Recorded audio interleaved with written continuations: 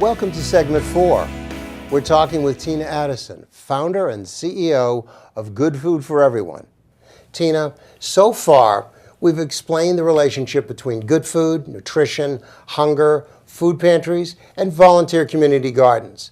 They all go together in such a wonderful way. That is, people who are hungry need to have access to healthy, good food, which pantries are not always able to provide. And if more people nationwide would copy your formula of residents growing and then donating the produce to their food pantries, it would make a big dent in our country's nutritional and hunger epidemic. So now let's have some fun and explain how to grow your own volunteer community garden.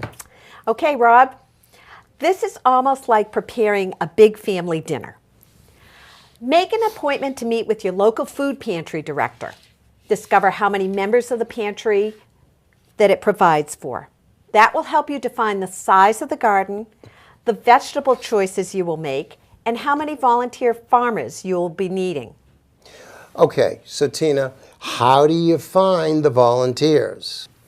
Begin by identifying how information is circulated in your specific community.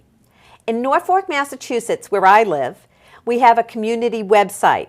It was a great starting point for advertising the garden. The sign located on the street of our garden was not only a great eye catcher, but also it proved to be the best advertising medium.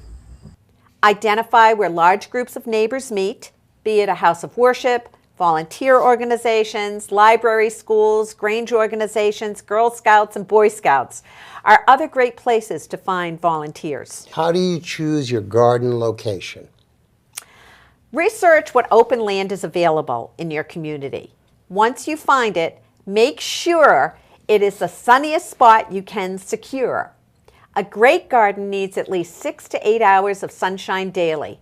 A water source is an additional asset to have. So Tina, what are your planting do's and don'ts? In real estate, the 3 most important qualities are location, location, location.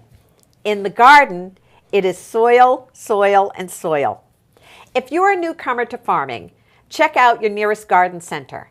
Ask the salespersons your gardening questions. Because they are local to you, they will be knowledgeable about what special needs your soil and vegetables will demand. Last and not least, weed control. I love using newspaper covered by salt marsh hay or a heated hay straw product. The newspapers prevent the weeds from growing and the hay keep the papers in place. Both of these hays do not have seeds, so they won't contribute to the weed population. Now, please tell us how you harvest and distribute the produce to the food pantry. Rob, arrange for a meeting with the director of your food pantry. Identify how often your pantry distributes food and what their expectations are of you. In my town of Norfolk, Massachusetts, the food pantry serves 20 households and is entirely volunteer. Pickup for the members is Saturdays only. That meant we had to wash and correctly store the produce for up to a week. Research how to effectively store each vegetable so that on pickup day they are fresh and delicious. You will quickly get an idea of how many of each vegetable pantry members are requesting. On weeks when your garden is giving you a plentiful bounty, identify another pantry that you can bring the produce to. Ours happened to be the neighboring town that serves more than 900 households. How about planning for the next year? This first year, I made the executive decisions of what vegetables we would grow. I basically went with crops I had a good luck with in the past and that I knew did well in our specific soil and climate. However, not everyone at the food pantry had my love for vegetables or the varieties I had chosen. Most people are frightened of patty pan squash, my personal favorite. Describing an easy recipe helped the non-vegetable friendly members be willing to try that new veggie. I am pleased to say No one complained about the samples of chocolate chip zucchini bread that I had made. So for people who don't know patty pan squash, they need to try it. And for chocoholics like me, chocolate zucchini bread is awesome. Believe me, try it, you'll like it. All right. So let's take a short break. Stay with us. When we come back, Tina Addison will explore the joys of harvesting vegetables. Stay with us. Next, we have my personal favorite in the garden, patty pan squash.